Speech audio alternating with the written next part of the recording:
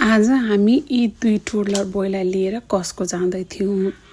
के हालत भयो होला हाम्रो।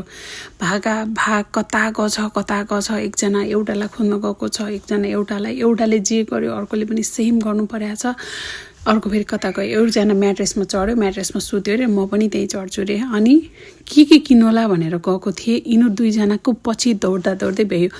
अनि उनीहरूलाई एभ्री स्याम्पल टेस्ट गर्नु पर्यो अरे। म त्यो पनि खान्छु, ऊ पनि खान्छु। उनीहरूले यति धेरै स्याम्पल खायो नि, कसको गएपछि फाइदा यही हो कि बच्चा चाहिँ भोको हुँदैन स्याम्पल खाएर। सो फाइनली उनीहरूलाई हामीले कार्टमा राख्यौँ र त्यहाँ भएको इच एन्ड एभ्री स्याम्पल उनीहरूले टेस्ट गरेर फुल्ली अगाए र अलिअलि हामीले ग्रोसरीहरू गऱ्यौँ। र यति दुःख दिए नि यिनीहरूले हामीलाई। त्यहाँ हामी के किन्न गएको थियो, किन्न गएको कुरा पनि हामी बिर्सेर आएको के। अलिअलि लुगाहरू हेर्नु थियो। अनि मैले फाइनली एउटा स्याम्पल लिएर उसले चाहिँ म अझै खान्छु भनेर पिज्जा भनिरहेछ।